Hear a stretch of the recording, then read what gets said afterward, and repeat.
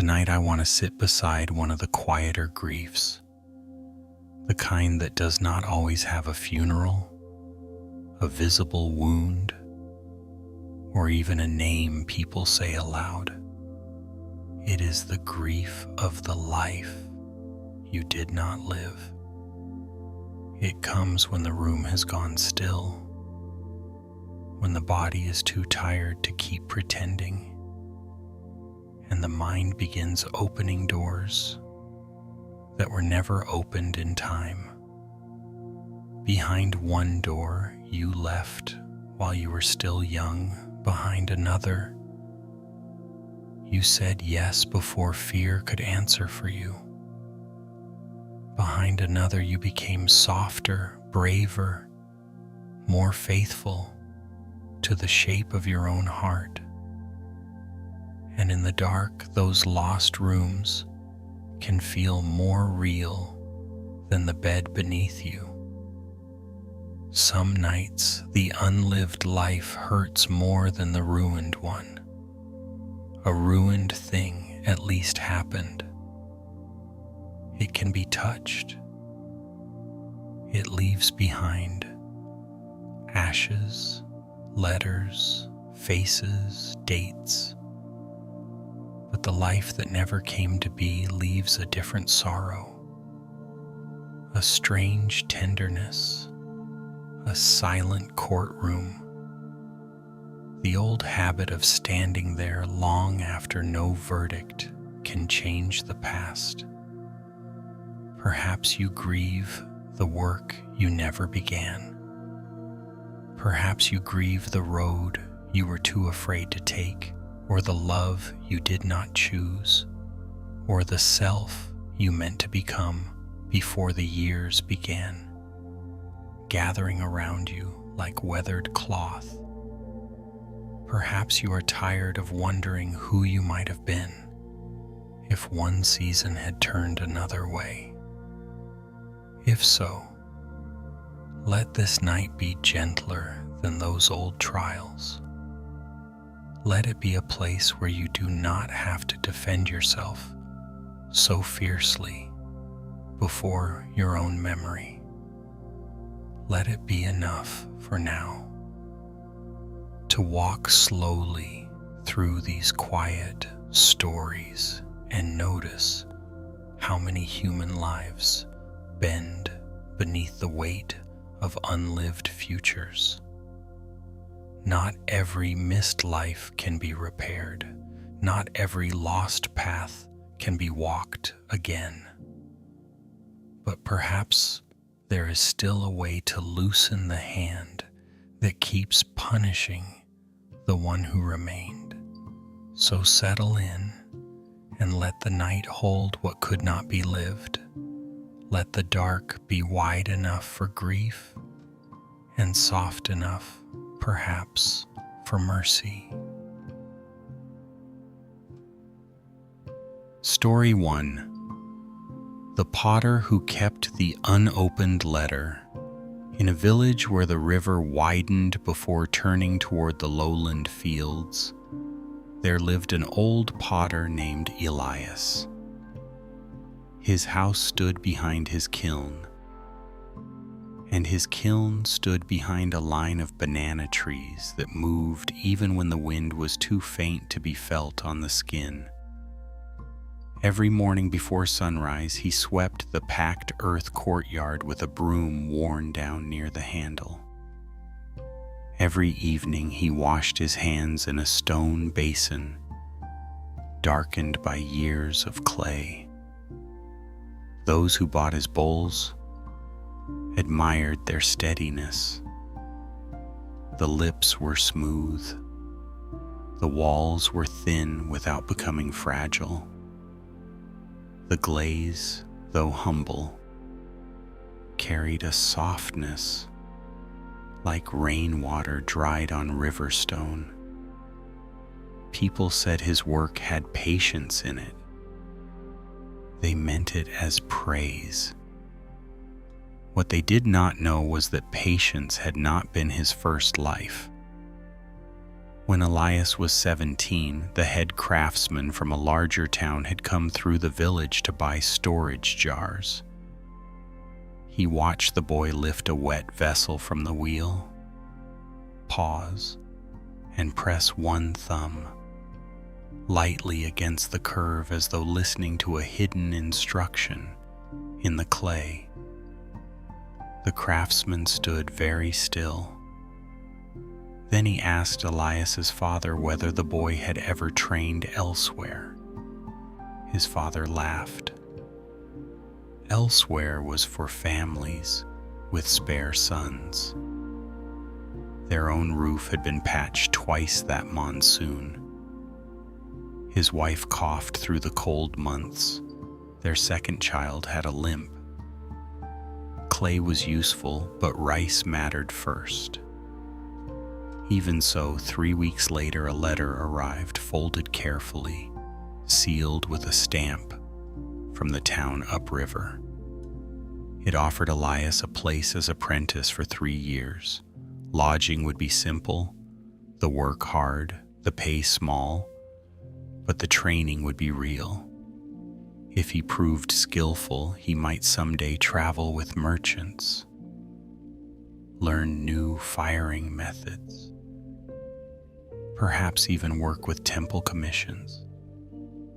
His mother took the letter in both hands as though it were a bird that might injure itself against the air. His father sat for a long time without breaking the seal. That same week, the youngest child fell sick. The village healer came, left herbs, and frowned without saying much. Elias's father began waking before dawn to walk to a neighboring district for day labor. His mother's cough worsened. The river swelled. The roof leaked again. No one forbade Elias from going. That was not the shape of the family sorrow. It was quieter than that. His father only placed the letter on the low table and said, in a voice that seemed to have aged overnight, "You can decide." Such words sound like freedom when heard from far away. Inside a poor house, they often sound like inheritance. That night, Elias lay awake listening to rain strike the roof in thin, angry streams. He imagined the town upriver, the workshop, the older apprentices, the smell of larger kilns, the shelves of glazed forms, unlike anything he had ever seen. He imagined his hands growing wiser there. He imagined returning years later with money, skill, and stories. He imagined, too, his mother leaning against the wall and coughing, while his younger brother tried to carry water with his crooked leg. Every future asked something from him. Only one of them allowed him to remain a son. In the morning, he folded the letter again and placed it back in its envelope. Then he slid it beneath the wooden chest where winter blankets were kept. He did not write back. Seasons passed. His brother survived, though the limp remained. His mother's cough became part of the house, like the creak of the back door. His father bent more deeply through the shoulders with each harvest. Worked at the wheel, worked in the field, repaired leaks, carried water, fetched medicine, and learned the slow economy of staying. By 30, he had become known in the surrounding villages as dependable. By 40, he had buried both parents. By 50, he no longer looked toward the upriver road when merchants came through. On certain nights, especially when the kiln cooled and the house was finally quiet, he would kneel by the old chest, pull out the blanket bundle, and touch the letter that he had never opened again. After that first week, the paper had gone brittle at the folds. The seal had long ago separated from the flap. He knew every line of it without reading. Still, he kept it. One autumn evening, a traveling nun stopped in the village and asked if she might sleep near the kiln wall where the warmth lingered after firing. Elias brought her rice porridge and tea in a shallow bowl whose glaze had run unevenly at the foot. She ate slowly, grateful for every sip. The nun noticed the letter later when a breeze from the courtyard lifted the edge of the old paper on the shelf behind him. "You keep something unfinished there," she said. Elias gave a faint smile. At his age, there was no point pretending before strangers who had learned how to see. "An old invitation," he said. "To where?" "To someone else." The nun wrapped her hands around the bowl. The kiln gave off a fading warmth, and outside the banana leaves clicked softly in the dark. "Did you want that life?" she asked. He looked toward the shelf. "It is strange," he said. "For years I thought I only wanted the skill. Then I thought I wanted the town, the travel, the larger work. Later I believed I wanted the man I might have become there. But now I think what I have mourned most is the self who had not yet learned to choose loss." The nun listened without interruption. "I have made peace with my village," he continued. "With labor, with ash, with burying my parents, with bowls that break in ordinary kitchens. But sometimes I wonder if staying here turned my life small, or whether I only tell myself that because small things are harder to honor." The nun tilted the bowl, watching the last thin crescent of tea gather and disappear. Then she said, "There are lives that become large in the eyes of others, and lives that become deep in ways no one applauds. The trouble is that grief rarely compares them fairly." Elias did not answer. He reached for the letter, ran his thumb along the cracked fold, and felt again the old, private humiliation of not having been brave, not having been free, not having belonged to himself enough to leave, as if hearing the thought, the nun added, "Sometimes what we call cowardice is only love standing in the doorway with bare feet." That sentence troubled him more than comforted him.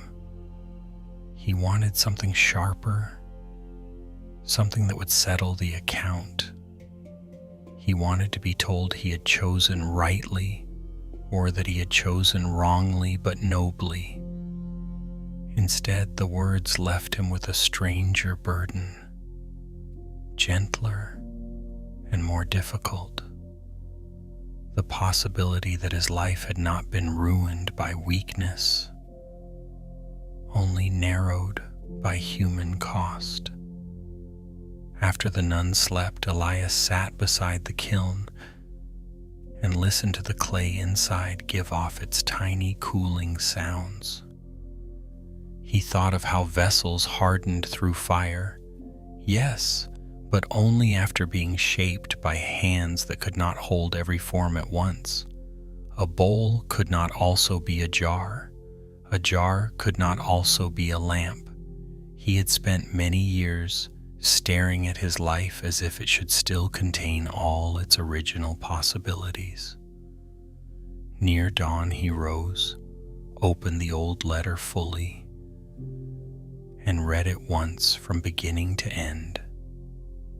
The ink had faded, yet the offer was plain, almost tender in its confidence. It named the apprenticeship, the workshop, address, the date by which he was meant to arrive. It belonged to a world that had closed before he understood what closing meant. He waited for the familiar stab of sorrow. It came, but differently now. Less like accusation, more like weather passing through an old house. Then, instead of putting the letter back beneath the blankets, he carried it to the kiln. He did not burn it.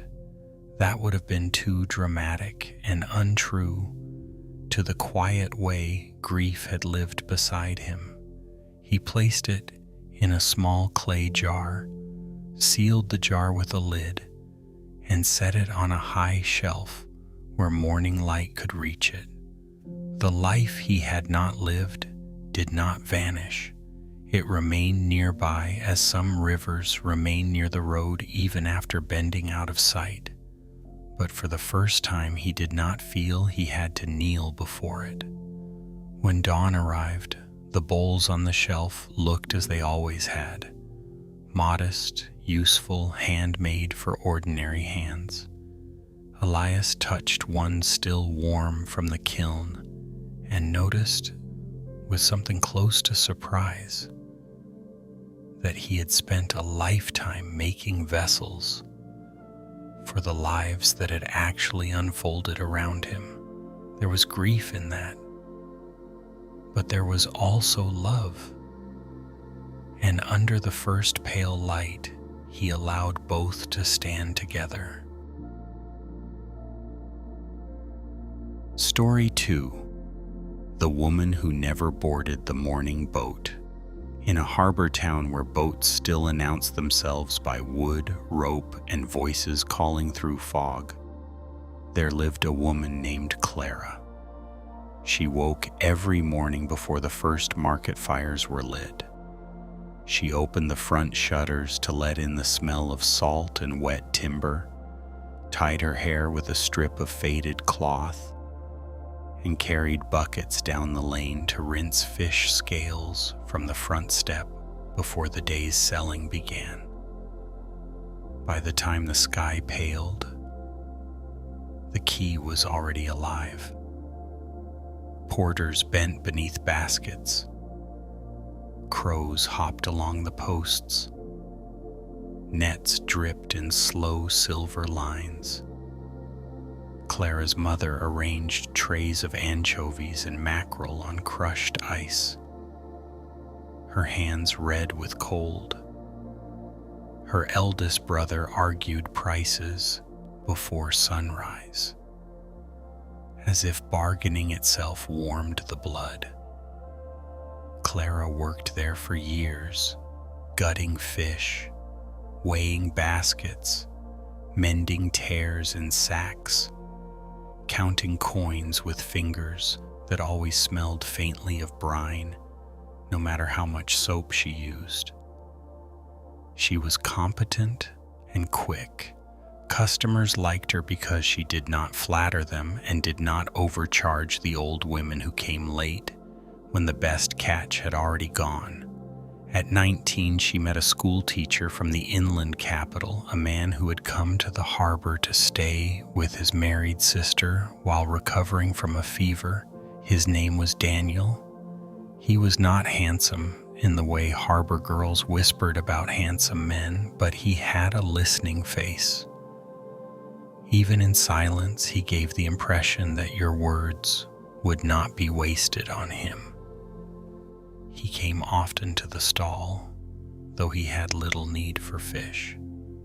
Sometimes he bought one small sea bream and carried it away as if it were a reason rather than an excuse. Sometimes he lingered to ask about the weather, the tides, the names of different boats.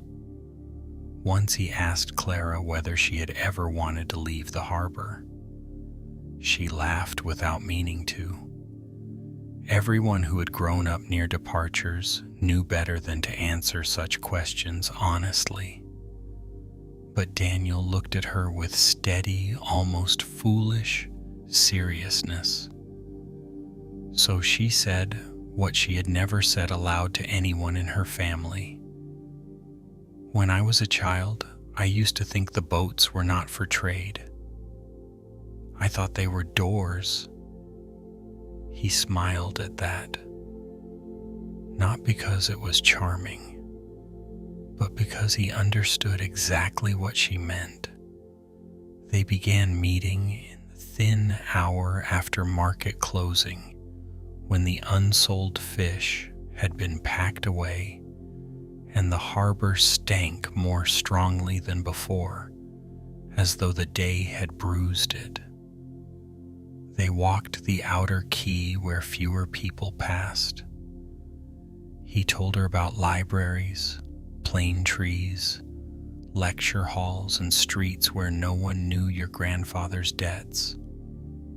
She told him about tides, storms, women who waited all night for boats delayed by weather, and the way harbor children learn to recognize sorrow by the sound of footsteps on the dock. He spoke once, then again, of returning inland and finding work at a better school. There would be room in the boarding house, he said at first. Later, if they wished it, another kind of room. He did not press her. He only said it as if such a future were a real country to which tickets could still be bought. For months, Clara lived with a secret brightness that terrified her. She noticed how small the market lane had become, how quickly people sealed one another into roles, how her mother's voice changed whenever money was short. She noticed the salt settling into the hems of every dress she owned. She noticed, too, the sudden wildness in her own body at the thought that she could still be otherwise. Then her father slipped on the wet dock one dawn and shattered his hip against a piling. He lived, but the break never healed cleanly. From then on, he moved slowly and in pain, dragging one leg behind him with a bitterness that spread through the house like oil through water. Clara's brother was drafted into river transport for 6 months. Her mother began rising earlier and sleeping less. Bills accumulated in folded stacks near the household altar. Daniel came one evening with news that he would leave in 2 weeks on the morning boat north, then continue inland by carriage. He did not ask her to decide that night. He simply stood beneath the warehouse eaves while a soft rain darkened the wood and said, "If you come, I will meet you at the eastern dock before first light." For 12 nights, Clara slept badly. She packed and unpacked a cloth bag so often the seams loosened. She imagined boarding the boat with only 2 dresses, a comb, a small packet of money, and the shame of being spoken about for years. She imagined the capital. She imagined classrooms, new streets, dry books, a room with a window facing trees instead of the fish market drain.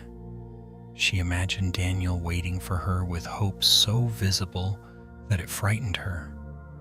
Then she imagined her mother lifting the fish crates alone, her father calling for water, the neighbors narrowing their eyes, her brother returning to find the family stall half collapsed. None of these thoughts came as commands. That would have been easier. They came as threads, each one fine enough to snap, yet together impossible to tear free from. On the last night, she sat beside her father as he slept in bursts, waking with soft groans whenever his legs shifted. The lamp burned low. Outside, fog pressed its face against the shutters. Clara rested her elbows on her knees and understood that if she left, no one in the house would use the word betrayal out loud. They would simply carry it in their bodies for years. Before dawn, she took her packed bag and walked as far as the eastern dock. The harbor was almost silent. The gulls had not yet begun. Men moved through the fog as if cut from ash. Ropes strained, water knocked softly against the pilings. Daniel was there, exactly where he had said he would be, one hand on a post, the other holding a small satchel. When he saw her, something in his face opened with such sudden gladness that Clara nearly stepped forward without thinking. Nearly. Then the boatman shouted to cast off in 10 minutes. A porter passed between them carrying bundled blankets. The fog shifted, and from somewhere up the lane came the faint sound of a cartwheel catching in a rut, followed by the curse of a market woman Clara knew by voice. The life she had imagined stood before her. The life she knew waited behind her. She felt herself suspended between them so painfully that even breathing seemed a kind of choosing. "I can't," she said. Daniel did not argue. The mercy of that silence cut more deeply than pleading would have. He looked at the bag in her hand, then back at her face. After a moment he asked, "Is it because you do not love me?" Clara closed her eyes. If only it had been that simple. When she opened them again, the fog had dampened his hair at the temples. "No," she said.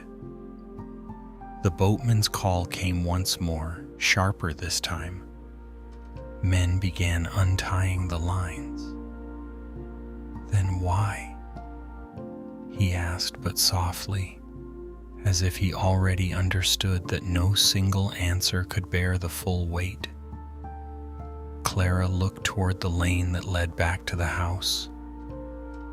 In her mind, she saw her mother bent over ice trays, her father's jaw clenched against pain, the worn threshold, the wet market floor, the same life waiting like a garment she had never managed to outgrow. "Because I am made of too many other people," she said at last. It was not the whole truth, but it was the truest sentence she could reach. Daniel nodded once. His eyes shone, though whether from fog or grief, she could not tell. Then he took the cloth bag from her hand and gave it back without opening it, as though returning a future that could not be carried. The boat left. Clara stood on the dock until it became only a pale shape in the morning white. Afterward, the harbor kept her. Her brother returned. Her father worsened, then slowly adapted. Her mother never asked where she had gone before dawn that day, though once, many months later, she touched Clara's wrist while they were gutting fish and held it a little too long. That was the nearest they came to speaking of it. Years passed. Daniel wrote twice. The first letter said he had found work and hoped she was well. The second came nearly 3 years later and contained news of his marriage. Clara read both letters beside the back steps and fed them one at a time into the stove. Not from anger, from self-defense. She never married. Not because she waited, though people assumed so. Something in her had gone quiet on that dock and never fully returned to its earlier voice.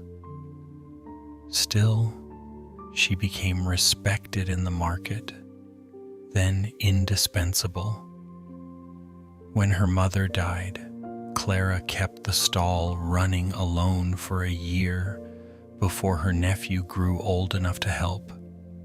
She saved money, she repaired the roof, she saw the harbor through storms fierce enough to peel planks from boats like bark from a tree.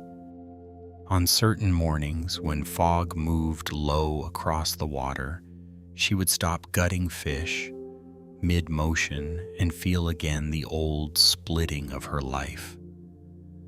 Not because she believed the other life would have been easy.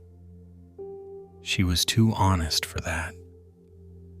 It was because she had once stood before a door that was real, and she had watched herself remain. In old age, her hands bent inward from work, her back rounded. She no longer carried buckets. Instead, directed younger sellers with an authority sharpened by decades of dawn labor. One winter morning, while waiting for the tide to turn, she sat on a crate near the eastern dock and watched the harbor disappear into mist, much as it had on that other day. A novice nun from a convent, inland, had come to buy dried anchovies for a festival meal. She sat nearby, warming her fingers inside her sleeves. "You look as if you know that fog personally," the novice said with a smile. Clara gave a low laugh. "I do. It once kept a secret for me." The novice, young enough not to know which stories must be coaxed and which must be left untouched, asked, "Was it a good secret?" Clara looked out at the water. "It was a painful one," she said. "But perhaps those are the secrets that last." The novice did not speak again.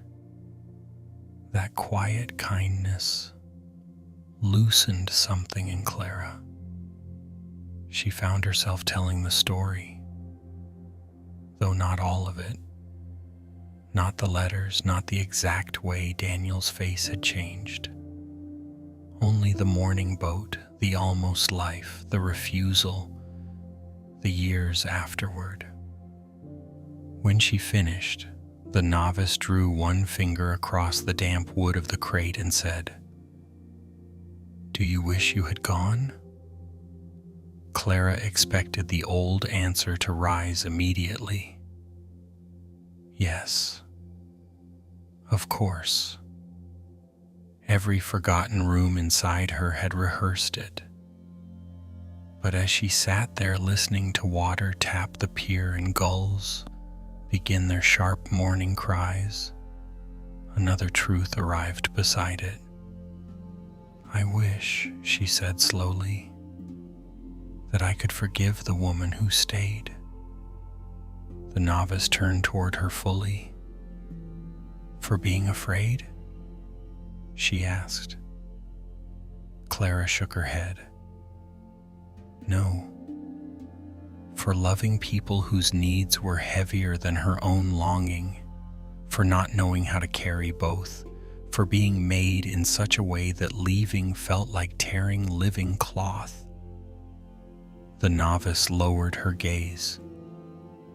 Beyond them, a boat emerged from the fog with nets hanging dark along its side, not beautiful, only real.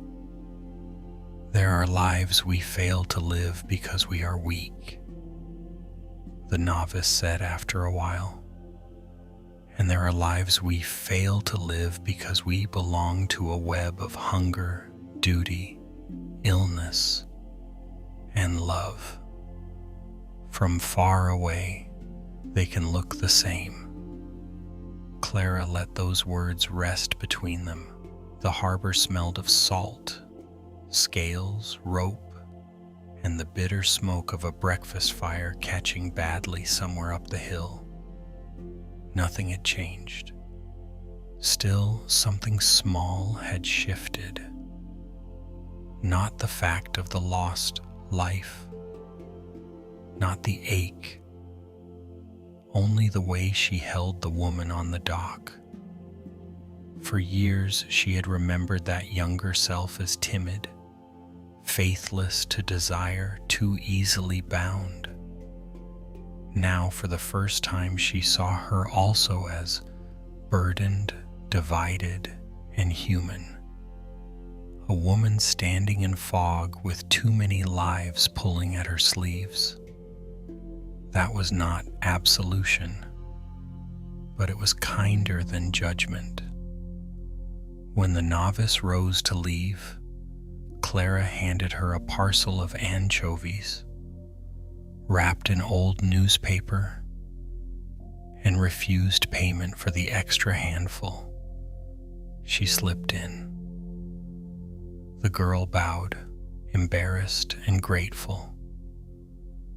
Then Clara remained on the crate a little longer, watching the eastern dock disappear and return inside the moving mist. She knew the other life still lived somewhere within her, not as a mistake to erase, but as a room that had gone unentered.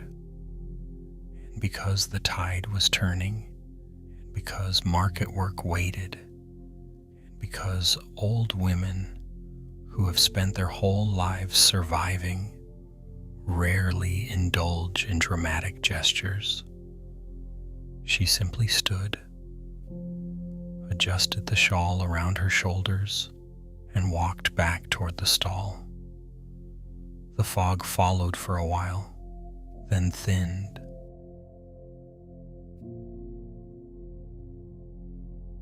Story 3. The Monk Who Dreamed of the Child. He never held high in the mountains, where clouds came low enough to touch the upper pines. There stood a temple built against a slope of stone and moss. In the wet months, rainwater threaded down the steps in silver lines. In the dry months, the bells carried farther than seemed possible, as though sound itself had become thinner and more obedient in the altitude. At that temple lived a monk named Jonah, who had entered the monastery at 23 and remained for more than 40 years. He was known for his gentle voice, his precise copying hand, and the way he paused before answering any difficult question, not to impress anyone with wisdom, but because he disliked giving words that had not yet fully ripened. Young novices trusted him. Villagers climbed the mountain to ask for blessings from him before weddings, funerals, and journeys. Even the abbot, who had known him since youth, once said that if stillness could be poured into a human shape, it might look something like Brother Jonah carrying tea across the courtyard at dawn. If that was true, then stillness was more haunted than most people knew. Before ordination, Jonah had been the second son of a rice merchant in a valley town. His older brother inherited the storehouse accounts. His younger sisters married into neighboring districts. And because he was thoughtful, pious, and possessed of a restlessness that seemed to have no earthly object, everyone assumed the temple life would suit him. At first it did. Or perhaps more honestly, at first it dazzled him. He loved the mountain silence. He loved the discipline of the hours, the winter breath rising in the meditation hall, the smell of cedar smoke on robes dried near the kitchen fire. He loved how renunciation seemed to simplify everything that had felt muddy in the valley below. In his first years as a monk, when desire surged and memory kept reaching outward, he would walk the outer path past the prayer wheel and remind himself that every life asked for relinquishment. Householders relinquished solitude. Monks relinquished possession. Farmers relinquished sleep in harvest season.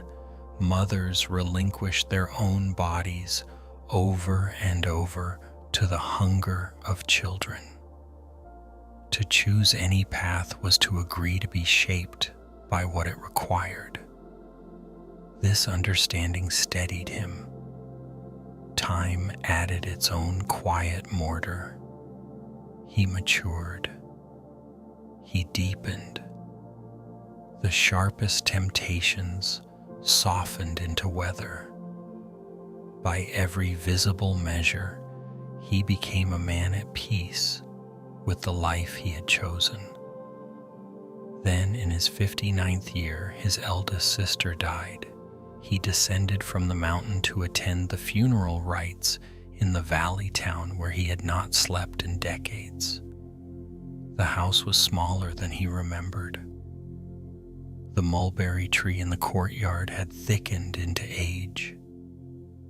His sister's children, now grown, moved through the rooms with the dazed efficiency of the newly bereaved boiling water, arranging bowls, receiving neighbors, forgetting what had just been said to them and asking again. One little boy, his grandnephew, no older than 5, wandered repeatedly into the room where Jonah sat copying a sutra passage for the altar. The child had a runny nose, mismatched sandals, and the fearless intimacy of those too young to understand solemnity. Twice he climbed directly into Jonah's lap without invitation.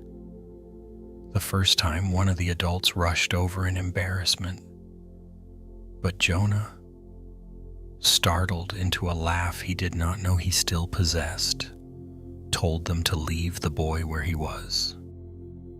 So the child remained there, warm and heavy, playing with the edge of the monk's sleeve, while incense drifted through the room and grief moved like low weather among the guests. That night, Jonah slept in the side room where his sisters had once embroidered wedding cloth by lamplight. Near midnight, he woke with tears already on his face. He had dreamed of holding a child who called him father. The dream unsettled him less for its content than for its tenderness. It had not been sensual, not worldly, not born of lust in the ordinary sense. It had been domestic, almost unbearably so. In the dream, he sat beneath a mulberry tree while a little girl leaned sleepily against his chest. Somewhere inside the house, A woman laughed softly at something he could not hear. A pot lid rattled in the kitchen. Evening birds called from the wall. Nothing dramatic occurred. And yet when he woke, the ache was so immediate he pressed a hand against his ribs as if to contain it. He returned to the mountain expecting the feeling to fade. It did not. Instead, it altered the light in which he saw many ordinary things. When villagers climbed to the temple with children drowsing on their backs, he noticed the warmth of their small limbs, the way sticky fingers clutched at their mother's collars. When fathers corrected sons near the water basin, he heard tenderness, even in impatience. When family groups lit lanterns during the autumn festival, he found himself standing a little farther back than before, watching the small rituals of kinship with an ache so quiet no one else could have named it. He did not regret his vows. That was what made the matter difficult. Had he begun to despise the monastic life, the conflict would have been simpler. But he still loved the mountain, the chanting, the exactness of copied ink, the long winter meditations in which thought thinned until the self itself seemed less solid than frost on stone. What hurt was not that he had chosen wrongly. It was that a right choice had still left a human shadow. For months, he tried to discipline the longing away. He bowed longer. He volunteered for extra kitchen duty.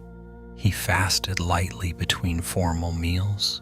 He copied sermons on impermanence with such careful strokes that his fingers cramped. But the ache did not respond to austerity. It came instead at tender moments when a novice laughed in his sleep in the room next door, or when the mountain rain made the gutters overflow in a sound strangely like household life.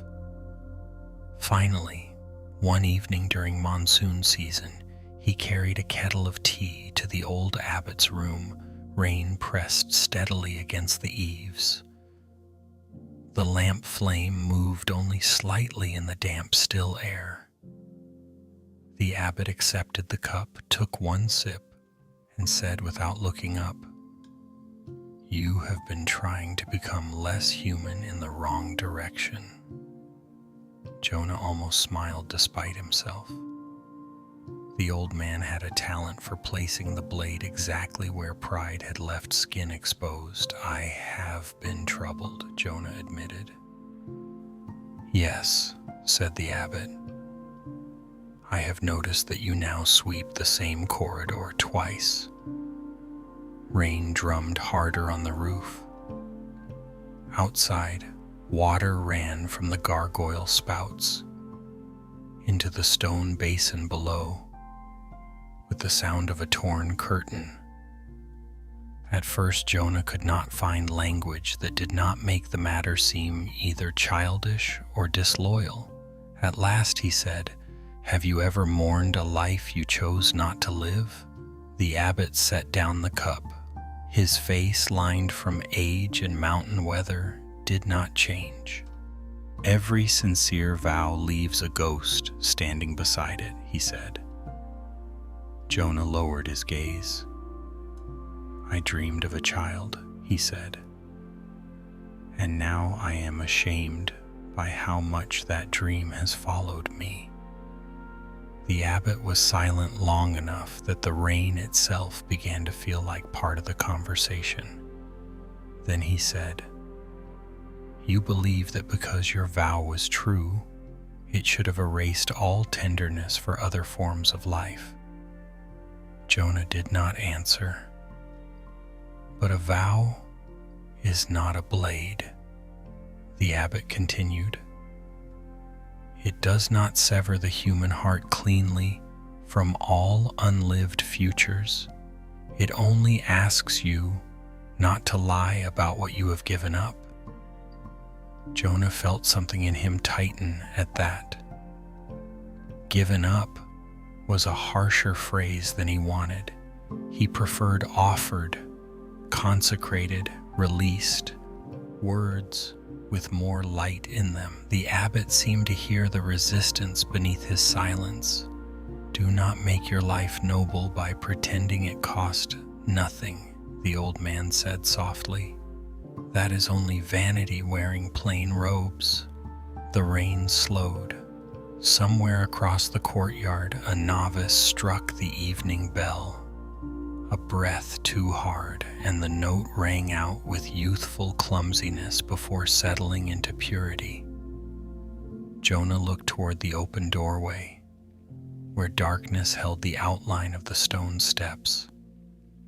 If I admit the loss, he said, I fear I will dishonor the path. The abbot picked up the cup again. Or perhaps you will stop asking the path to protect you from grief, he said.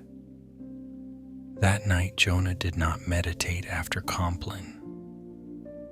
Instead, he sat beneath the covered walkway facing the rain garden. Water beaded at the edge of the roof and fell one thread after another into the black pool below.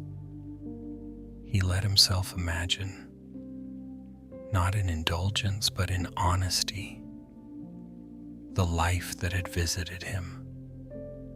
A child on his lap, a woman's sleeves brushing past a doorway. The ordinary tenderness of being needed in small domestic ways. He did not clutch the vision.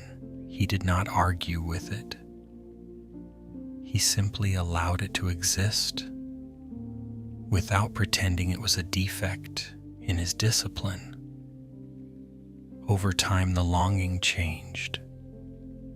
It did not disappear, but it became less like temptation and more like a room inside the house of his heart that he could pass without flinching.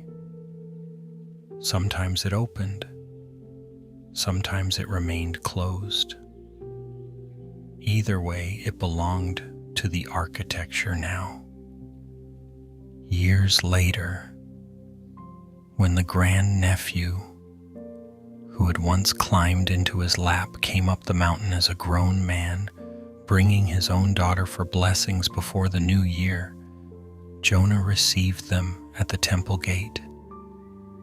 The little girl hid behind her father's leg until he crouched and offered her a sugared plum from his sleeve. She took it solemnly, then smiled with sudden trust.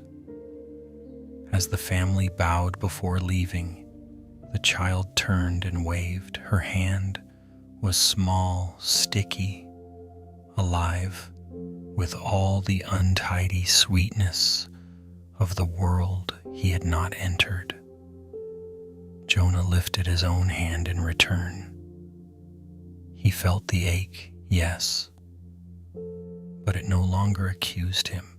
It only reminded him that love had many forms, and that even the life he had not chosen had left a blessing shaped like tenderness rather than regret alone. That evening, rain moved through the cedars again. The bells sounded softer than usual, muffled by cloud. As he rolled his mat open for sleep, Jonah understood with a calm sadness that wisdom was not becoming free of alternate longing. It was learning how to bow to it without leaving the path one had, in truth, still chosen. By then the night had begun to show a deeper kind of sorrow. not only the grief of roads untaken or boats departed or letters answered too late. Something quieter had come forward. The ache of seeing that even sincere choices leave behind their own weather. Even lives built with love, duty, discipline, or devotion can cast long shadows at dusk. And in those shadows, the unlived self sometimes stands waiting, not as an enemy, but as a witness. There are nights when memory feels less like a line and more like a long house filled with closed rooms. You move down its hallway barefoot, touching one door after another. Behind one is the work you meant to begin. Behind another is the courage that never ripened in time. Behind another is a tender, ordinary life that could not coexist with the one you carried instead. But the doors do not open so that you may go back. They open only enough for a little cool air to reach you. Outside, rain slips down old roof tiles. A lantern shifts slightly in its hook. Somewhere a hand rests on a folded garment, or an unwritten letter, or the smooth rim of a bowl made for the life that stayed. The night does not ask you to decide again. It only asks whether you can bear to look gently at the selves who could not all survive inside one human lifetime. So the stories continue, not into greater drama, but into a more intimate grief. The sorrow not only of what was lost, but of who had to be set aside so that someone else could go on living.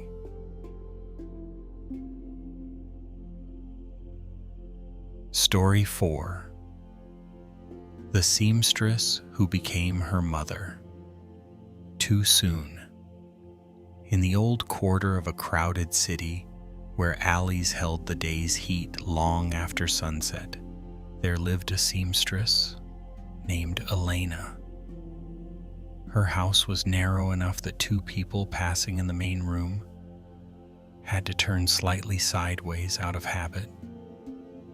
By day, the front shutters stood open to catch what little breeze could move between the walls of neighboring homes. By night, the rooms glowed with a thin amber light from oil lamps that turned every hanging garment into a softened silhouette. Elena had spent most of her life bent over cloth. As a girl, she watched her mother measure shoulders with a cord, mark hems with tailor's chalk, and guide fabric under the needle, with hands so practiced they seemed to move ahead of thought. By 12, she could backstitch cleanly.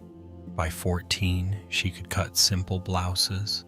By 17, she was doing the finishing work on bridal sleeves and children's festival tunics, while her mother handled wealthier clients in the front room. When she was young, she had not imagined this would be her whole life. In those years, she drew women in the margins of old newspaper, not fashion plates exactly, but versions of herself moving through wider spaces. A woman with a satchel, walking beside a train platform. A woman standing in a school courtyard with books tied in cloth. A woman sitting in a tea house by a river with no one calling her name from the back room. Elena hid these sketches beneath her sleeping mat, not because they were scandalous, but because private longing can feel childish when everyone around you is already counting on your usefulness. Her father sold herbal powders from a pushcart until his lungs weakened and the coughing began. Her older brother married early and moved across the city, promising to send money he almost never had. Her younger sisters were still in school. Her mother did not complain, but fatigue lived in her shoulders with such permanence that even Elena, as a teenager, knew their household stood on the thin edge between survival and unraveling. Then, in Elena's 21st year, her mother developed a fever that seemed ordinary at first. She continued working through it for 9 days. On the 10th, she could no longer sit upright at the cutting table. The neighborhood doctor left packets of bitter herbs and instructions for rest. The household could not afford to obey. Orders had already been promised. Deposits had been taken. A wedding season was coming. Elena began waking in the dark to finish seams before dawn market noise filled the alley. She boiled rice, changed cloths, soothed her youngest sister, stood at the door to greet clients, and learned the prices of lace and thread from merchants who looked at her with polite doubt until they realized she would pay exactly and ask no favors. For months, she believed this new burden was temporary. Her mother would recover. The room would right itself again. Elena would return to being the daughter who helped, not the woman who carried the house on her back. But some lives never announce when the temporary has quietly hardened into fate. Her mother improved enough to sit by the window and advise on stitching, but never regained the full steadiness of her hands. Her father worsened. One sister left school to do piecework. The other married a clerk in another district. Without speaking of it directly, the household began turning toward Elena the way plants turn toward the strongest available light. Clients came asking for her by name. Neighbors sent girls to apprentice under her. Children in the lane called her Elena, with a kind of cheerful reliance that both warmed and wearied her. By 30, she had become one of those women whose competence is so constant that others forget it was once built from sacrifice. On festival nights, when music drifted over the rooftops and younger women walked past in silk borrowed for the evening, Elena would sometimes pause with a pinned hem in her lap and feel the strangest sensation, as if she were watching the outline of the person she had meant to become recede down the alley without turning back. She was not jealous in a simple way. That would have been easier to admit. The truth was more tangled. She loved the people she had cared for. She did not wish illness on her mother, loneliness on her father, or hunger on her sisters. But love did not prevent the quieter grief from growing alongside it. The grief of having become responsible before she had fully become herself. One late summer evening, after delivering a bride's ao dai to a family on the other side of the district, Elena took the long way home. She passed the old girls' school where she had once imagined herself teaching needlework or literature, anything that might have let her wear clean sleeves and leave the house carrying only her own needs for the day. The school gates stood closed. Bougainvillea spilled across the wall in dark blossoms. Laughter floated from an upstairs room where evening classes were still underway. She stopped there longer than she intended. A janitor sweeping leaves near the entrance glanced at the wrapped garment over her arm and asked if she had come to deliver something. "No," Elena said. Then after a pause only to look, the man nodded as if that were ordinary. Perhaps for him it was. For Elena, the sentence followed her all the way home. Only to look. That night, while trimming loose threads by lamplight, she realized how often she had treated her own unlived self as though she were peering through someone else's window, not a real person, only a spectator haunting the edges of another life. Several years later, after both parents had died and the house had grown quieter in a way she had once thought she wanted, Elena found one of her childhood sketches while clearing an old trunk. The paper had yellowed. The ink had feathered at the edges. But there she was, the imagined woman with books tied in cloth, stepping through a gate into some undefined future where she belonged wholly to herself. Elena sat on the floor with the drawing in both hands and felt something inside her break open, not violently, but like old stitching giving way under pressure that had been building for years. She did not weep for the girl who drew it.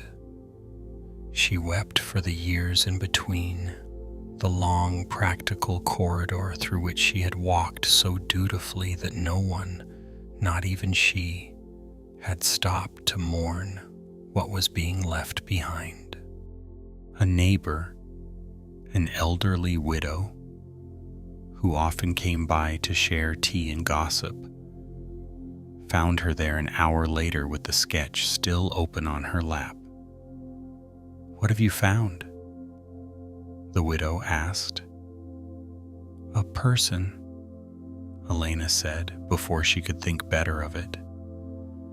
The widow, who had outlived enough versions of herself not to fear strange answers, lowered herself carefully to the floor beside her. "Was she dear to you?" she asked. Elena looked at the drawing. "Very," she said. "Then do not scold yourself for grieving her," the widow replied. The room was quiet, except for the ticking of the wall clock and the far-off clatter of dishes in another house. Elena touched the sketched shoulder, the inked books, the line of a younger body moving toward a gate that no longer existed. "I am ashamed of how much pity I feel for her," Elena whispered. The widow shook her head. "You pity the wrong person." Elena turned. The woman on the paper still had all her doors before her. The widow said, "The one I pity is the woman who became everyone else's shelter so early that she forgot she too had once needed one." Those words entered Elena slowly, as warmth enters cold fingers. For years, she had remembered her own life as a sequence of failures to begin, failures to claim, failures to become. But the widow's sentence recast the shape of the story, not into innocence and not into martyrdom, simply into cost. The next morning, Elena placed the old drawing inside her work ledger rather than hiding it away again. During the day, she measured hems and negotiated prices. As usual, apprentices came and went, Needles flashed, chalk dust gathered on the table. Nothing in the alley announced transformation. Yet each time she opened the ledger to record an order, the folded paper waited there like a quiet witness. Over months, Elena began making small changes no one else would have considered dramatic. She kept one evening each week free from clients. She walked without errands. She bought a second-hand book of poems from a street stall and read 2 pages every night before sleep. Once, on a market holiday, she took the tram alone to the river district and sat under a tamarind tree, doing nothing useful at all until sunset. These acts did not restore the life she had not lived. They were too small for that, but they altered the climate of her regret. She no longer stood only before the lost gate. She also stood beside the woman who had carried too much, too soon, and felt the first stirring of respect where only disappointment had lived. When younger clients later confided to her their fear of becoming trapped in duty, Elena did not answer quickly. She pinned their hems, smoothed the cloth, and after a silence said only, "Be gentler than you think is necessary with the self that must choose. She may be carrying more than anyone sees." At night, when she blew out the lamp and the room went dark around the hanging garments, she still sometimes pictured the younger woman with the books. But now the image no longer arrived like an accusation. It came like a sister she had not visited in years, beloved, unrecovered, and no longer despised. Story 5. The Scholar Who Spent His Life. Preparing. In a town known for its schools and examination halls, there lived a scholar named Samuel, whose room smelled always of paper, lamp smoke, and rain-damp wood.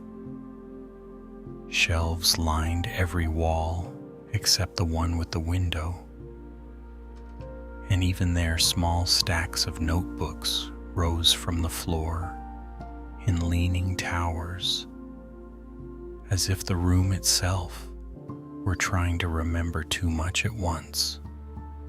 Visitors who knew Samuel only casually often mistook him for a man on the edge of important accomplishment. He had the manner of one perpetually about to begin. Drafts lay everywhere.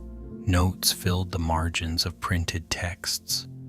Strings of copied quotations hung from pegs near the desk, each line neat and controlled. He spoke often of the book he would one day write, the lectures he intended to give, the school he hoped to establish for children from poor families once his research was finished and his thoughts had finally matured into a form worthy of public use. Because he was intelligent and sincere, people believed him for a long time. When Samuel was young, no one doubted his promise. He had won prizes, outread his teachers, and possessed the kind of concentration that made older relatives nod with satisfaction during New Year gatherings.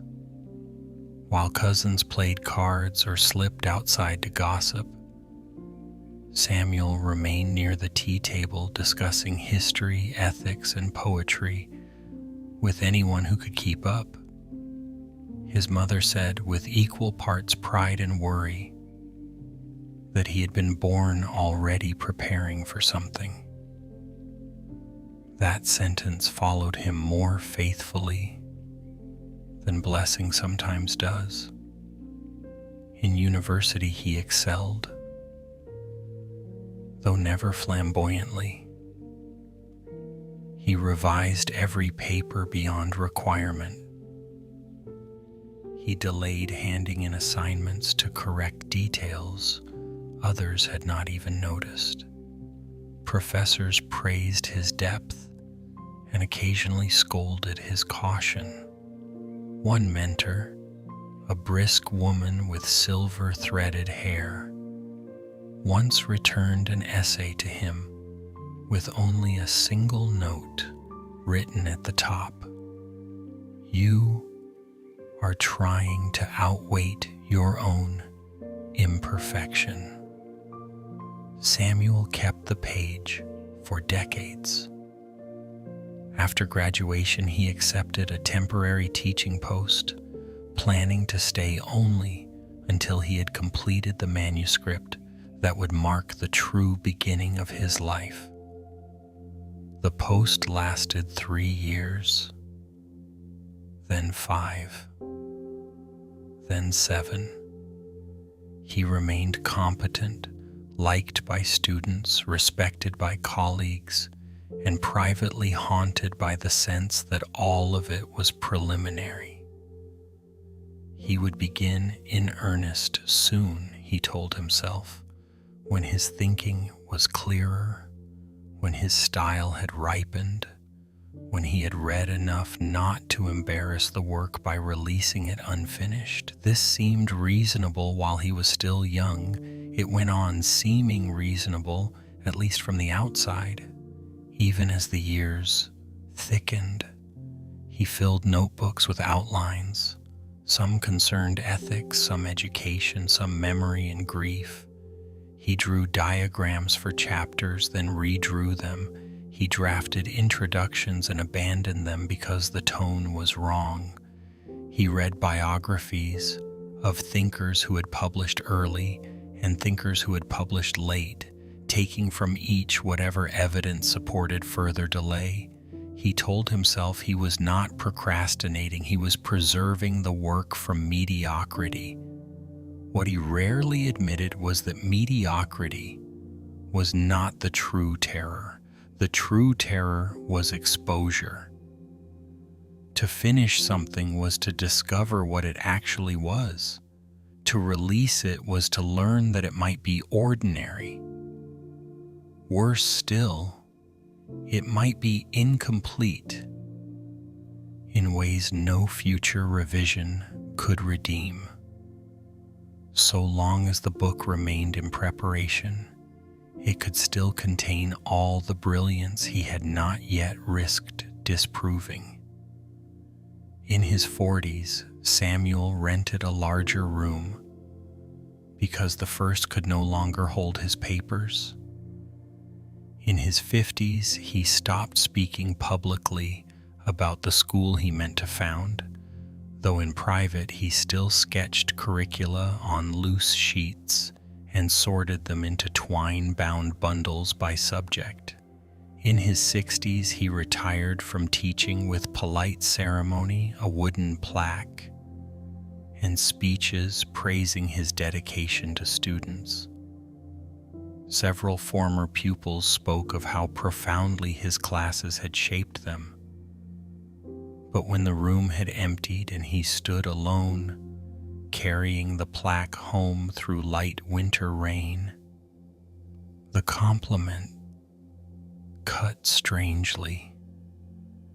They had been changed by the life he considered unfinished. What, then, had he been waiting for? Retirement gave him more time, which should have made beginning easier. Instead, it removed one of his last excuses. Days lengthened around him with an almost embarrassing openness. Morning tea, reading, notes, rearrangement, revision of chapter plans no one else had seen, new stacks, better labels, cleaner categories. The work approached itself in ever-widening circles.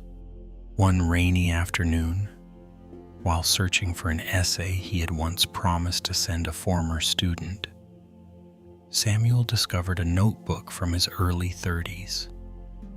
Inside, he found a plan for the book almost identical to the one currently spread across his desk. The chapter names had changed only slightly. The central question was the same. Even several quoted passages appeared in both versions, copied decades apart as though time itself had stalled in the same room with him. He sat down slowly. Outside, water tapped at the window frame. Somewhere in the alley below, a bicycle bell rang twice and faded. Samuel turned pages with increasing unease, then with something close to dread. Margins carried old reminders in his younger hand. Refine, later, research, more. Not ready yet. Protect the argument from weakness. Not ready yet. He looked around the room at the towers of paper, the penciled index cards, the rows of sharpened brushes, the lamp he had replaced 3 times without ever changing the life beneath it. The realization that came was not dramatic. It was quieter and therefore more devastating. He had spent so long preparing to make the work strong that he had allowed preparation itself to become the work. For several days, he moved through the room as if through the remains of someone else's devotion. He did not write. He did not sort. He barely read. Shame settled over him with a peculiar density, heavier than grief, because it seemed less noble. No dying parent had stopped him. No war had torn the pages from his hands. No poverty had denied him paper. Fear, refinement, and the wish to arrive whole had done what catastrophe had not. A week later, a former student named Grace visited unannounced while passing through town. She brought oranges, asked after his health, and looked around the paper-laden room with a tenderness that made him strangely defensive. "You still have all your kingdoms," she said lightly. Samuel almost laughed. Kingdoms? More like storage ruins. Grace had once been the quietest student in his class, the kind who wrote luminous essays and spoke only when necessary. She now taught at a village school and had 3 children. There was mud on the hem of her skirt from the road. "Did you finish the book?" she asked. The question was plain, not accusatory. That made evasion harder. "No," Samuel said. She nodded, waiting. "I've been preparing to finish it for most of my life," he added, and heard the sentence land in the room with a humiliation so complete that he wished instantly to call it back. But Grace did not look embarrassed for him. She peeled an orange slowly, setting the rind in a coil on the saucer. "My second son was late learning to walk," she said. Samuel blinked. He knew enough by then to trust that some people approach truth from the side.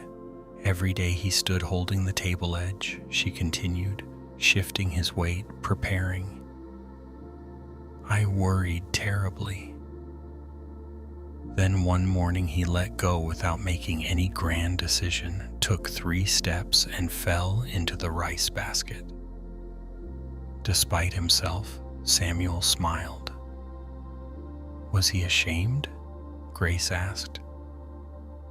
Of course not. Because children do not imagine that falling means the walking was a mistake, she said. The room grew very quiet after that. When she left, Samuel did not suddenly become brave. Courage almost never arrives in such theatrical forms, but something in the logic that had governed him weakened. He looked again at the notebooks and understood that he had treated his work not as a living thing that might stumble into form, but as a verdict on whether his mind deserved to exist publicly at all. That night he took one clean notebook from the shelf, set aside the chapter maps, the quotations, the research piles, and wrote a first page by hand without consulting any earlier draft. It was uneven. The 3rd paragraph wandered. One sentence embarrassed him instantly. Still, the page existed in the present tense rather than the future. He wrote another the next day and another after that. Not masterpieces, not revelations, pages. Some good, some thin, some alive enough to keep. Gradually, the room ceased to feel like an archive of postponed selves and became, for the first time in years, a place where something could happen before being purified. Samuel never finished everything he had imagined in youth. No one does. The School for Poor Children remained a set of notes eventually donated to a younger teacher who might build from them. The grand system he once envisioned resolved into a modest, lucid book on learning, fear, and the dignity of incomplete beginnings. It was published by a small press with a plain cover and sold only enough copies to be considered respectable. When the first printed edition arrived, Samuel held it with both hands and felt neither triumph nor devastation, only a tender fatigue, as though he had finally reached a shore he had been approaching in circles for decades. That night he placed the book beside the old notebook containing the words, "Not ready yet." He did not destroy the notebook. It belonged to the man he had been, who had confused endless preparation with protection. Before sleep, he opened the window and let the cool air move through the room. Papers shifted softly in their stacks. Somewhere in the street, a child was laughing while being called indoors. Samuel understood then that a life can be lost, not only through disaster, but through endless, careful postponement. Yet even this recognition did not require cruelty. The man who delayed had been afraid, yes, but not empty. He had also been sincere, hungry for truth, and too fragile in his own eyes to let imperfect work be seen. So Samuel stood in the lamp-lit room and offered a small bow, not to the book, but to the unlived life of earlier, bolder accomplishment that would never be his now. He bowed too to the frightened scholar who had kept waiting for worthiness. Then he turned down the lamp, Outside, rain began again, tapping the window with the quiet persistence of something that had always been trying to enter. By now, the night has changed its temperature. Earlier regret stood in doorways and on fog-wet docks, asking what might have happened if a single choice had tilted another way. But deeper into the dark, another sorrow begins to show itself. Not every unlived life was stolen by fate alone. Some were worn thin by fear, by duty, by timing, by exhaustion, by the 1,000 quiet concessions through which a human being survives. Fields after harvest carry this feeling. The grain is gone, the cut stems remain. Evening gathers over the earth without argument. Garments rest in wooden chests. The last ferry has already crossed, yet the shore still keeps its shape in the fading light. Nothing asks to be reversed. It only asks to be seen clearly. Perhaps that is where mercy begins, not in denying the lost life and not in dressing it with noble phrases, but in admitting how human the chooser often was, tired, bound, young, afraid, loving, late. So the final stories come more softly now, not because the grief is smaller, but because the heart has grown less interested in accusation and more willing, at last, to understand. Story 6. The Widow Who Envied Her Younger Self. On the edge of a provincial town where old houses gave way to orchards and low stone walls, there was a garden that had once been known for its roses. In spring, it still made a respectable effort. A few late blossoms opened near the southern fence. Jasmine trailed over one archway, but age had changed the place. Moss thickened between the path stones. One apricot tree leaned farther each year. Fallen leaves were sometimes left where they fell, until the wind gathered them into corners. The garden belonged to a widow named Margaret, who had lived in the adjoining house for nearly half a century. Those who met her late in life knew her as composed, practical, and almost unnervingly self-contained. She wore plain, dark clothing in winter and pale brown in summer. She kept her gate hinges oiled. She sent soup to sick neighbors without making a display of kindness. When people praised her strength, she accepted it with the faint, distant smile of someone who no longer expected language to reach the deeper rooms. When Margaret was 20, no one would have used the word strong before calling her vivid. She had been the sort of young woman who walked too quickly, laughed without checking who was listening, and climbed onto walls instead of using gates when impatience took her.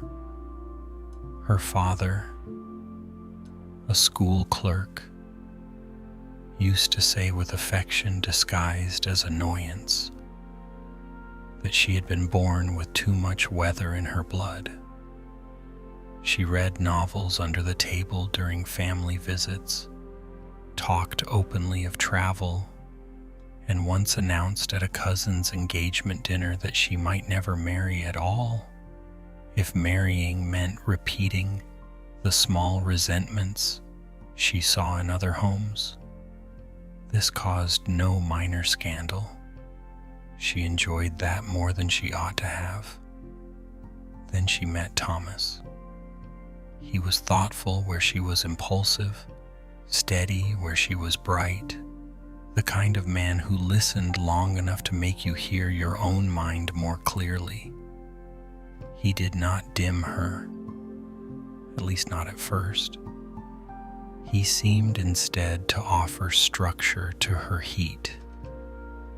They married with more hope than furniture and moved into the house beside the garden when it still belonged mostly to weeds and broken trellises. The early years were not unhappy.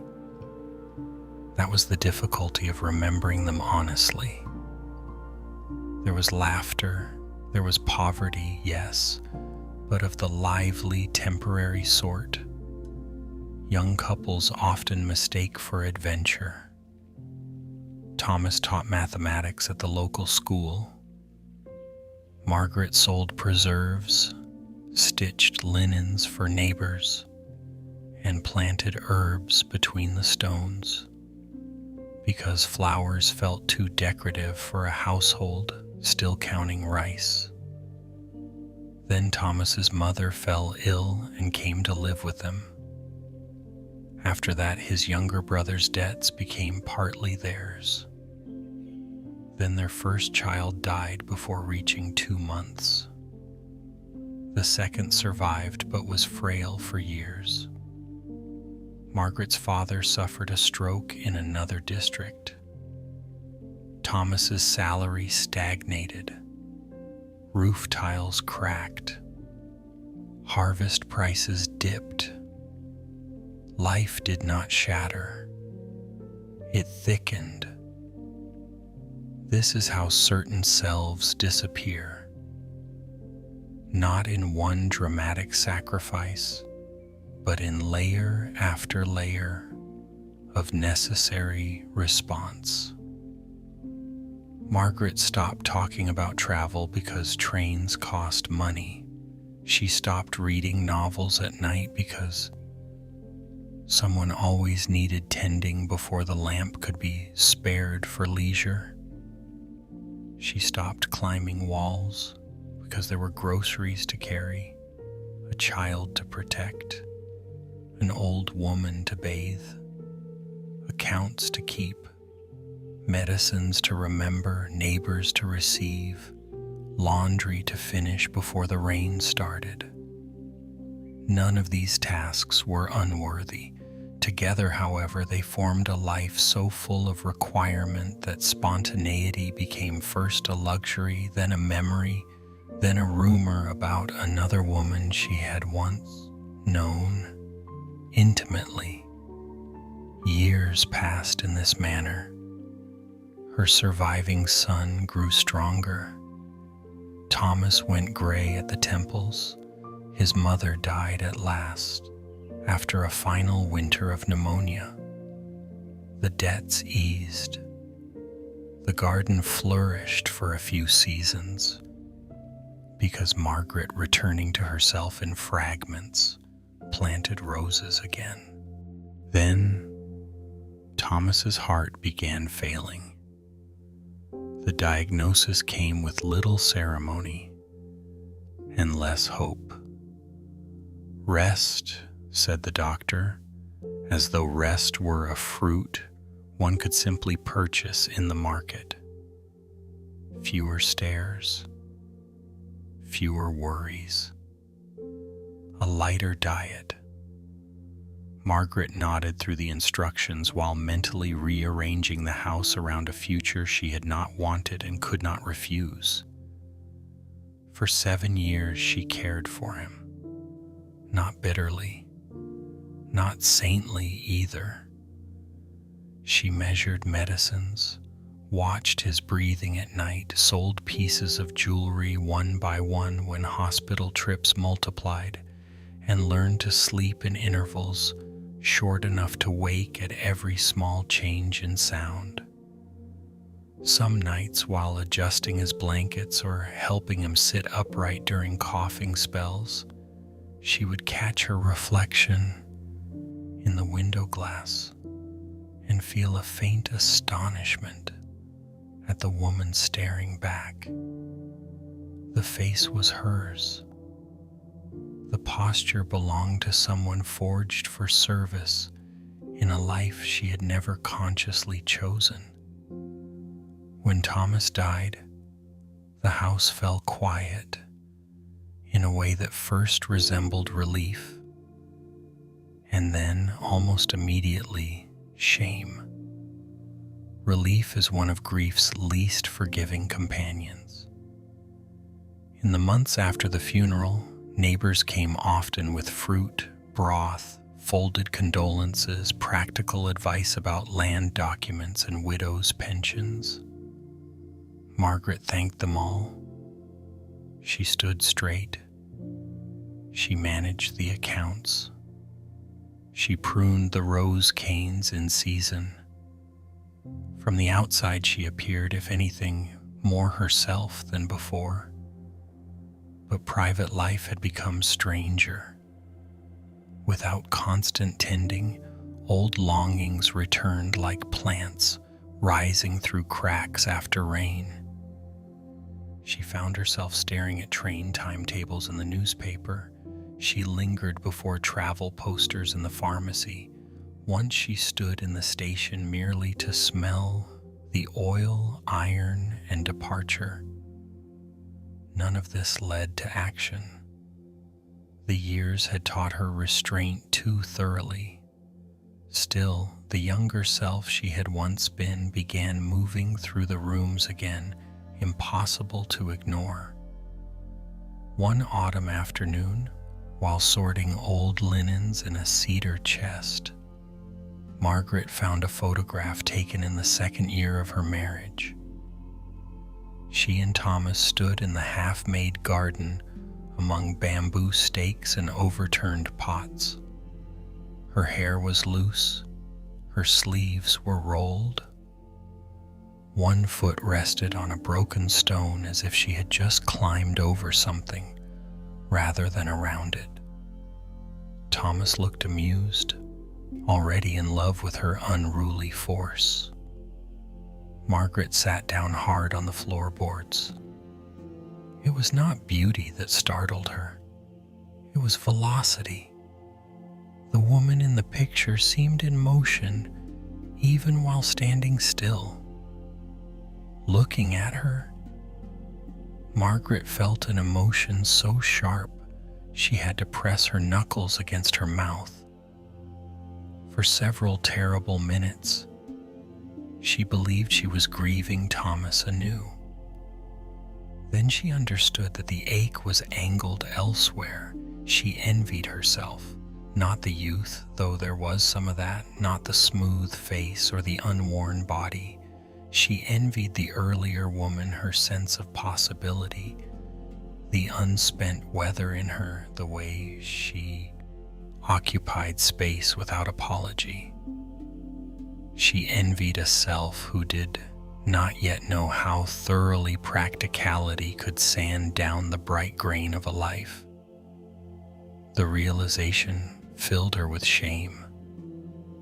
To envy another widow would have been unkind. To envy the dead would have been eerie. But to envy one's own younger self felt almost indecent. A species of betrayal directed backward through time. That evening her son visited with his little daughter, a solemn child who preferred gardens to conversation. The girl wandered among the rose bushes, trailing a stick along the stone border while Margaret made tea. At one point she held up a half-open blossom and called, "Grandmother, did you make these?" The question, so innocent, undid something. "I used to," Margaret said. Her son, hearing the oddness in the answer, looked at her more carefully than he had in months. After the child left to chase a moth near the gate, he asked whether she was tired. Margaret almost gave the polite answer. Instead, she surprised herself by saying, "I think I have been lonely for a woman who no longer exists." Her son did not interrupt. The kettle ticked softly as it cooled. Margaret had not meant to speak further, but once the sentence was in the room, it seemed dishonest to retreat behind habit. "I keep remembering who I was before life became so necessary," she said, "and I feel ashamed of how much I miss her." Her son lowered his eyes to the tea tray. When he finally spoke, his voice carried none of the embarrassment she feared.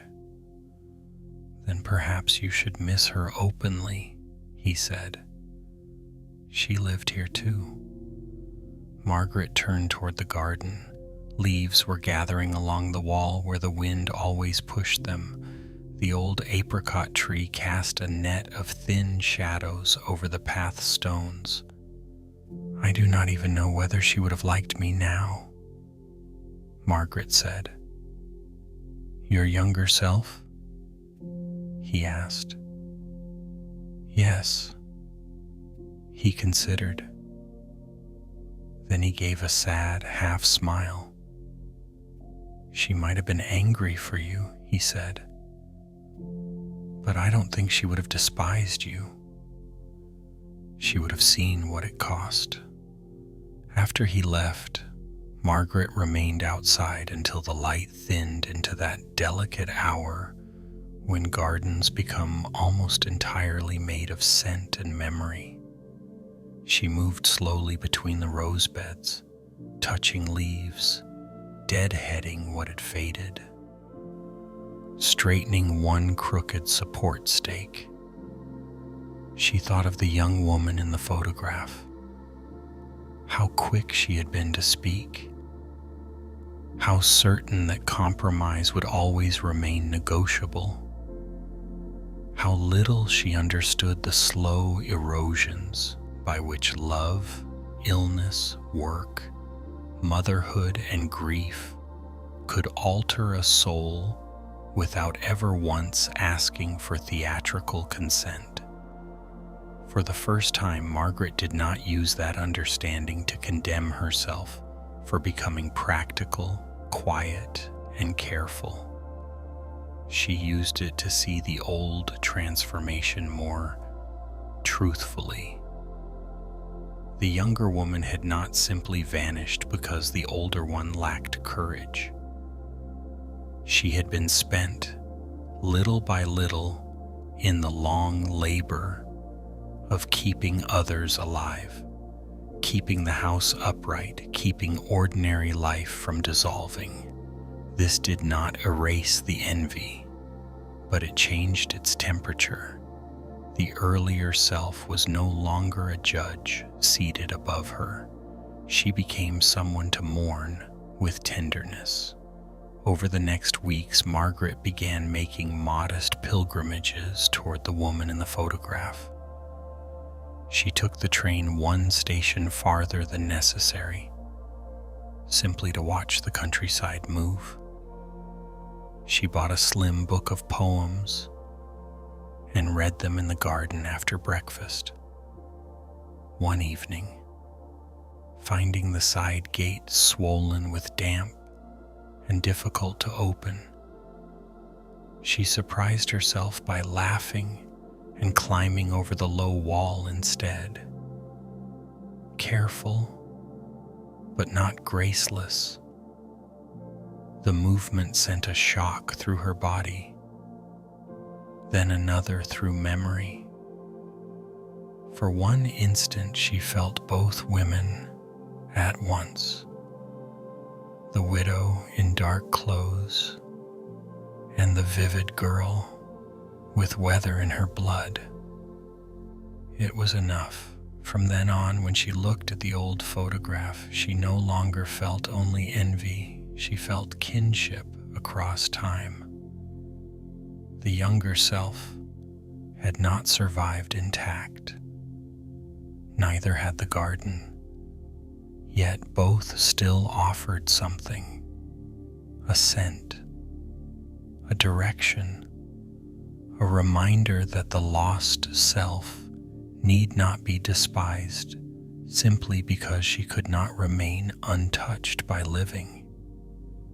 And some nights, when wind moved gently through the roses and the house behind her rested in honest quiet, Margaret would sit with her hands folded in her lap and forgive a little the woman who had become necessary at the cost of being wild. Story 7. The Traveler Who Returned to the Empty Inn. Late in autumn, when the mountain roads began emptying of merchants and pilgrims before winter closed the higher passes, a traveler named Gabriel returned to an inn where he had once stayed in youth. The building stood beside a bend in the road where cypress trees leaned toward the valley, and a narrow stream ran cold over black stones behind the stable wall. In earlier years, the inn had been noisy with mule handlers, traders, tea sellers, and men arguing late into the night about roads, taxes, and weather. Now it was quieter.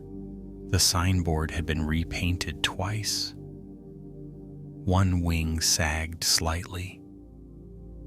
The owner who greeted him was the son of the woman he remembered. Gabriel had not intended to stop there. Old age often makes people claim that chance guides them more than choice. But this was not chance. He had turned off the lower road deliberately after seeing the weather gather over the pass and feeling, with surprising force, the pull of a place where an earlier version of himself had once believed life was still beginning. When he was young, Gabriel traveled ceaselessly. He sold dyes, papers, carved boxes, medicinal roots, and whatever else could be profitably carried between valley towns. Later, he traded in better goods and rode with caravans large enough to have their own guards. He learned mountain dialects, slept in temples, crossed rivers in flood season, and amassed the sort of stories that make young men look larger than they are when told beside firelight. In those years, whenever he stayed long enough in one town for the thought of settling to arise, he would feel something inside him recoil, not from labor. He did not fear work. He feared enclosure. He feared choosing one life and thereby burying the others. So he told himself he would settle later, once he had seen enough, earned enough, ripened enough. There would be time afterward for a courtyard, a family table, a trade practiced from one doorway instead of many roads. Later is a country that keeps moving its border farther away. At 30, he thought he still had years. At 40, he still believed he was only gathering material for the life that would follow. At 50, he discovered that mobility can harden into identity so thoroughly that stillness begins to feel like a kind of death. By 60, friends in valley towns had become grandparents. Market girls who once flirted with him now sold cloth beside daughters old enough to marry. Inns had changed hands. Roads had changed shape. Some bridges he remembered no longer existed.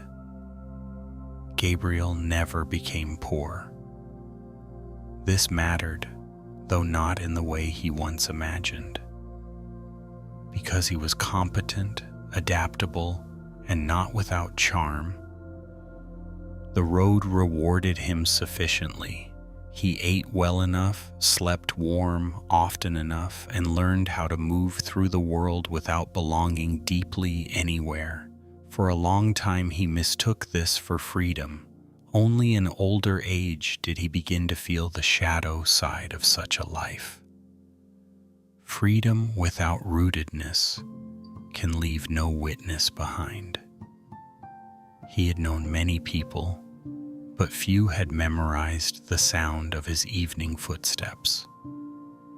He had been welcomed in dozens of homes, but no room had shaped itself around his daily return.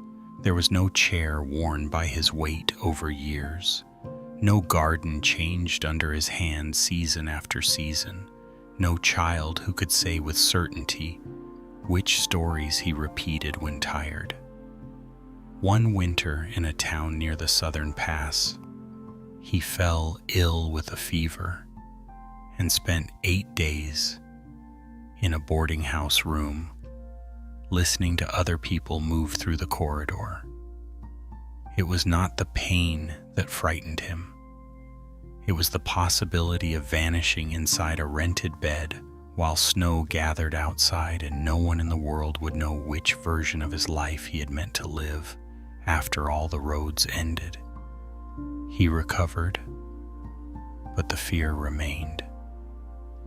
And so, in his 72nd year, he found himself standing once again in the old mountain inn, brushing dust from his sleeves while the innkeeper's son apologized for the draft in the upper rooms and the unevenness of the floorboards. Gabriel told him it was perfect. This was not politeness. The place smelled of cedar, coal ash, old tea, and stored apples. The corridor lanterns swung slightly whenever the outer door opened. Through the back window, he could see the stream brightening under the last of the evening light. In youth, he had stayed there one snow-threatened week, with a caravan heading north. Among the other guests had been a widow, traveling to join relatives in the next province, and her daughter, a serious girl with ink-stained fingers, who spent evenings reading by the stove. Gabriel, then still quick with confidence, had joked with them over tea and helped repair a broken trunk latch. The widow had laughed more than once at his stories. On the last day, before snow cleared and the road reopened, she asked, half teasing, whether he had ever thought of staying anywhere long enough to become familiar furniture. He answered with some elegant nonsense about the road being his true inheritance. The widow smiled, but did not look persuaded. Her daughter, not looking up from her book, said, "That only sounds noble when a person is still young." He had laughed then, though the remark pricked him. For years afterward, he remembered them at odd moments, not because he had loved the widow in any dramatic way, and not even because a future with them had ever been likely. It was because in that inn, one ordinary, possible life had briefly stood near enough to touch. A room shared for more than a week, meals not bought from strangers, a chair by the stove belonging to the same person each evening, a life narrow enough to be inhabited deeply. He had moved on naturally. Snow melted, roads opened, trade called. The image should have faded into the general blur of youthful near misses. Instead, it remained, growing stranger with age. It came to represent not that specific widow or child, but the whole unchosen country of staying. That first night back at the inn, Gabriel could not sleep. Wind moved along the eaves in long sighs. Somewhere below, a loose latch tapped at intervals. He rose, wrapped a blanket around his shoulders, and carried a lantern down to the common room where only the stove still held warmth. The room was empty. Benches, tables, a rack of drying coats near the wall. The ordinary remains of temporary company. Gabriel set the lantern down and sat where he thought he had sat decades earlier. The memory was unreliable in detail. Still, the shape of the place pressed against him with enough familiarity to make time feel porous. He realized, sitting there, that for most of his life he had imagined there remained some final, proper version of himself waiting ahead, one who would eventually arrive at the right town, the right house, the right season, and inhabit the long-delayed life with the grace of a man merely postponed, not altered. That fantasy had kept him moving. It had also kept him from seeing that the road itself was not only a preface, it was the life. This recognition was painful, but oddly relieving.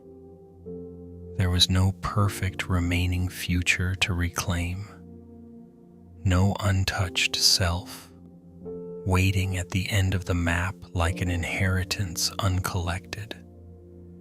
The ghost futures had not been preserved for him in some high, clean room beyond regret.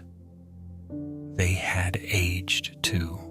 They had thinned, blurred, and passed out of reach just as he had. At first, the thought should have crushed him. Instead, in that empty common room with the stove settling into red embers, it loosened something. He no longer had to negotiate with a phantom perfection. He no longer had to promise that one day he would become the man who had lived all his unlived lives correctly at last. The bargain had expired. Strange as it was, this felt like mercy. The innkeeper's son found him there at dawn, still awake, hands wrapped around a cup of reheated tea. "Couldn't sleep?" the younger man asked. Gabriel smiled. "I think I was finishing something." The younger man looked politely puzzled, but wise enough not to ask for a clearer answer. He stirred the fire instead. Outside, frost had silvered the yard.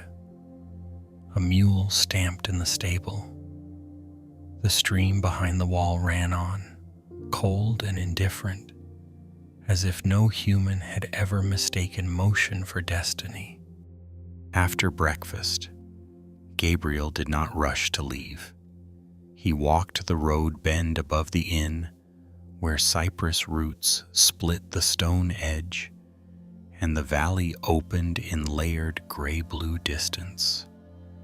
The air smelled of frost, pine, and wood smoke from kitchens farther down the road.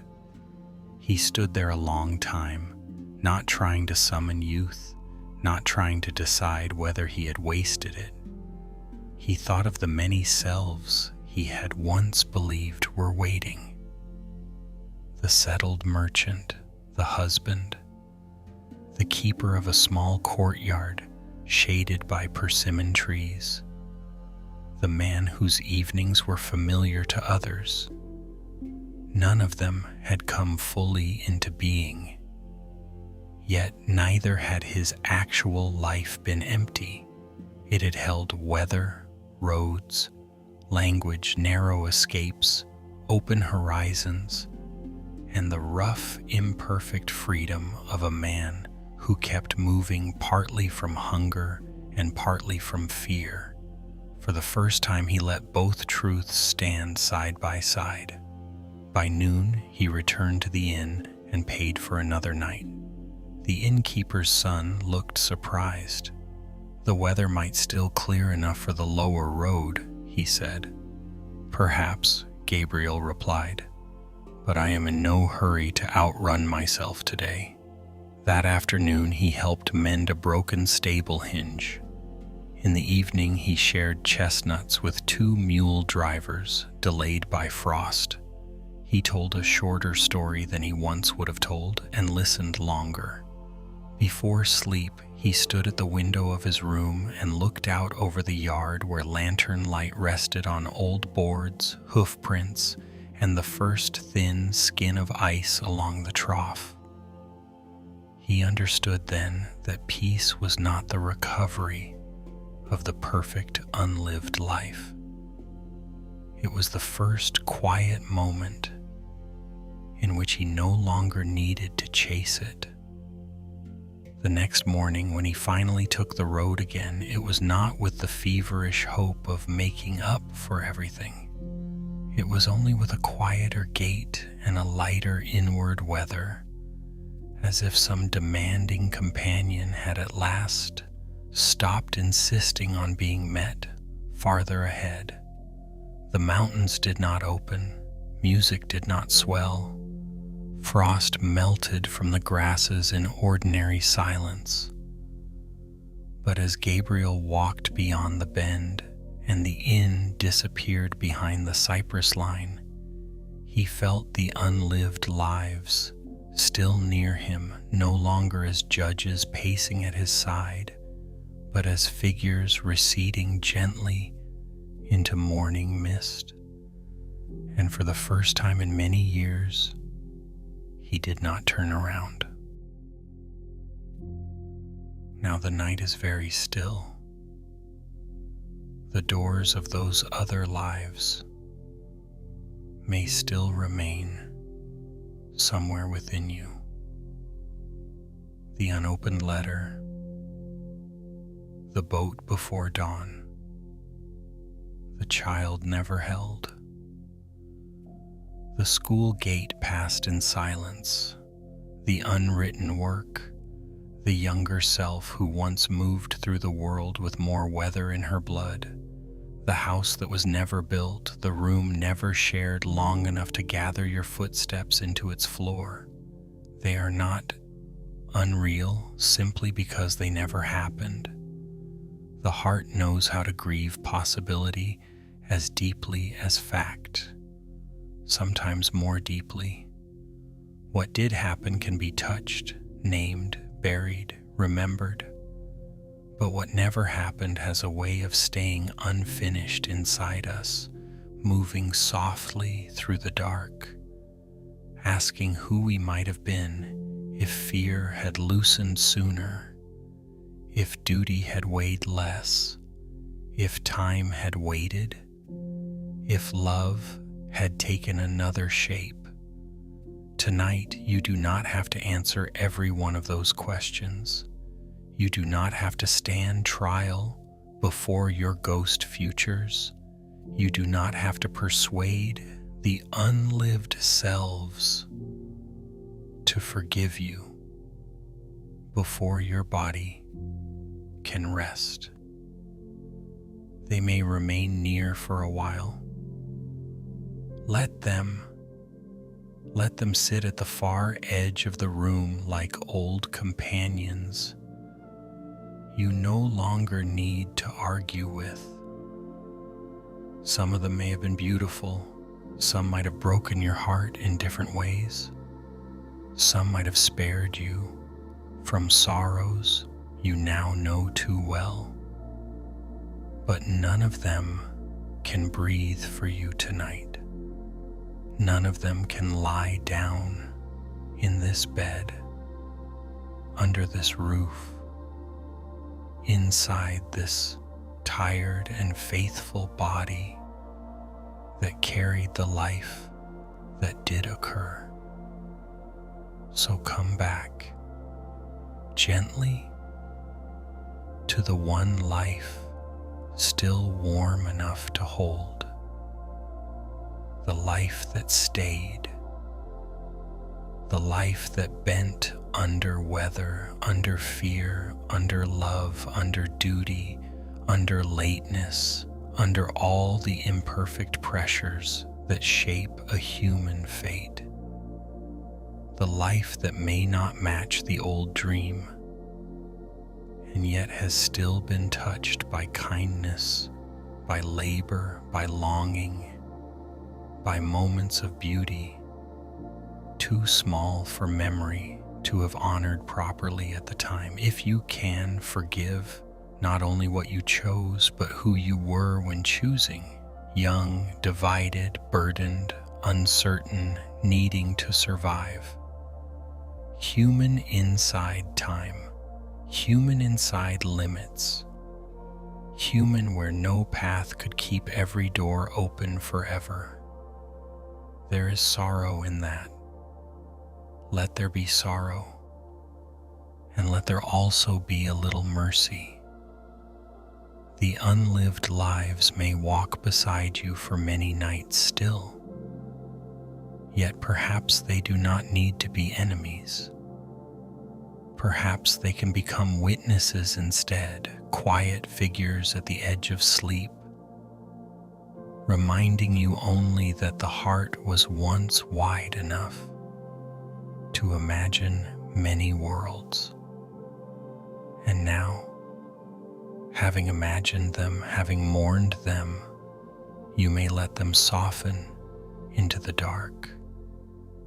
The room is here, the breath is here, the quiet weight of the blanket is here. Outside, the world goes on in its patient rhythm. Trees resting in the night wind, distant roofs cooling after the day, some late lantern lowered room by room.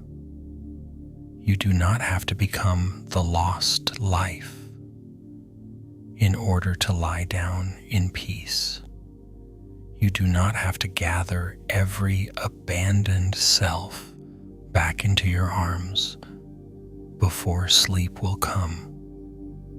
It is enough for this moment to loosen your hand from the old sentence, to let the past remain closed where it must, to bless with whatever tenderness you can find the roads that ended and the road that remained.